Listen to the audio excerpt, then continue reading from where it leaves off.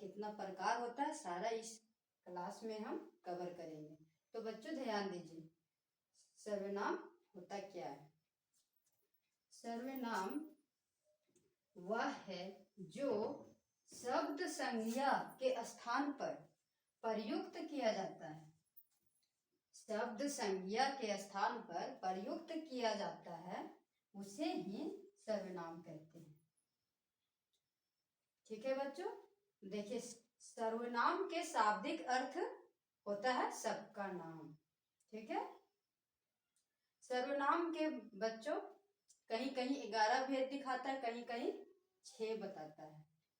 ठीक है, लेकिन हम विस्तार रूप से हम मतलब अभी चल रहा है 6 हम बताते हैं। निश्चयवाचक सर्वनाम, अनिश्चयवाचक सर्वनाम, प्रश्नवाचक सर्वनाम, संबंधवाचक सर्वनाम, निजवाचक सर्वनाम और पुरुषवाचक सर्वनाम। तो बच्चों इस क्लास में सर्वनाम क्या होता है, सर्वनाम के कितना प्रकार होता है, सारा इस वीडियो में हम कवर कर चुके हैं। बच्चों देखिए सर्वनाम को हम 6 प्रकार होता है, इसको हम ट्रिक से हम कैसे पहचानते हैं। ठीक है, ट्रिक से देखिए, ट्रिक से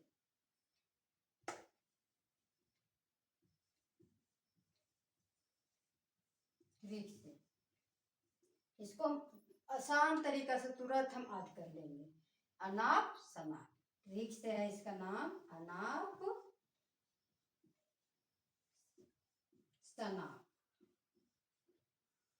अब बोलिएगा बच्चों कि अनाप शनाप तो आप लिख दिए, लेकिन इसको कैसे हम, किसको हम क्या बोलेंगे, तो हम समझाते। देखिए बच्चों बताते हैं।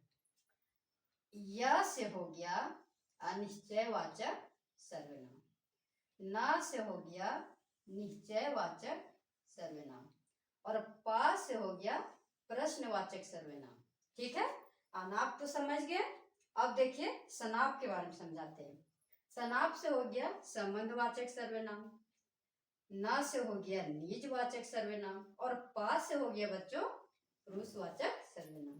तो बच्चों सर्वनाम पहचानने में जरा सा भी प्रॉब्लम हुआ, तुरंत पहचान लिए, तो बस सर्वनाम को भेद याद रखने के लिए बस अनाप और शनाप को याद रखिएगा, तो तुरंत सारा प्रकार याद आ जाएगा।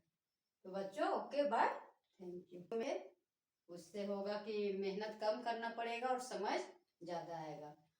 तो बच्चों देखिए निश्चयवाचक सर्वनाम होता क्या है, ध्यान दीजिए।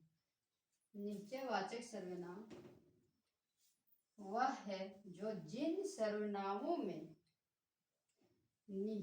निश्चय वस्तुओं के होने का बोध हो, उसे ही निश्चयवाचक सर्वनाम कहते हैं। जैसे बच्चों देखिए यह, वह, ये, वे। ठीक है, अब उदाहरण देखिए, यह मेरी कार है, वह मेरा घर है, वे तुम्हारे पति हैं। ये सब शब्द से बच्चों समझ में आ रहा है ना कि कोई निश्चित बात का पता चल रहा है कि यह मेरा कार है, दूसरा का नहीं, कंफर्म है कि मेरा कार है। वह मेरा घर, कंफर्म है कि मेरा घर है, किसी का नहीं है।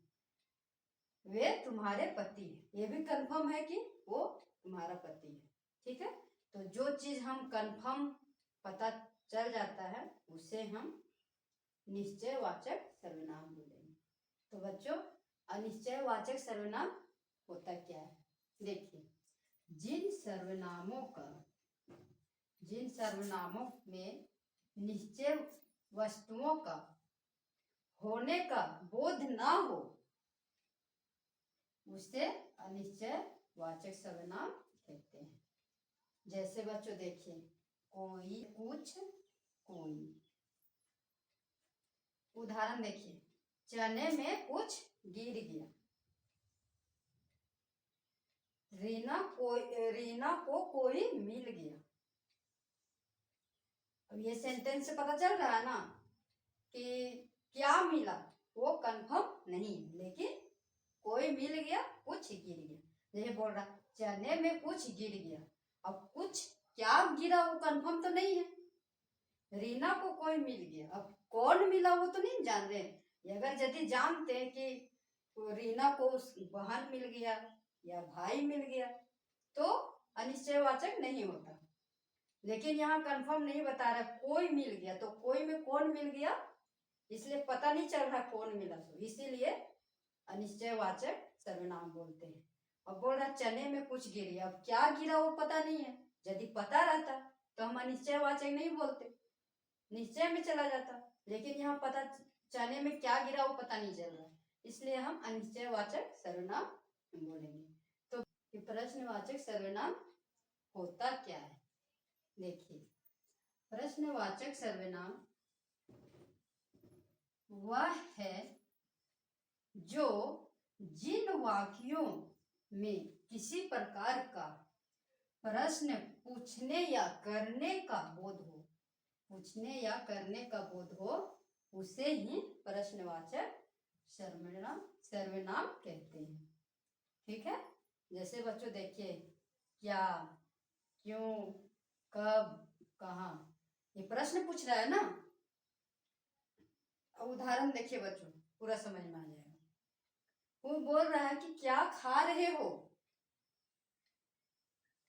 तो प्रश्न पूछ रहा है क्या खा रहे हो, पता तो नहीं चल रहा क्या खा रहे हो। कहाँ जा रहे हो, इसमें भी प्रश्न पूछ रहा है कि कहाँ जा रहे हो। तो बच्चों इस तरह का शब्द मिलेगा, कहाँ, कब, क्यों, कैसे, तो बिना सोचे समझे आप प्रश्नवाचक सर्वनाम कहेंगे।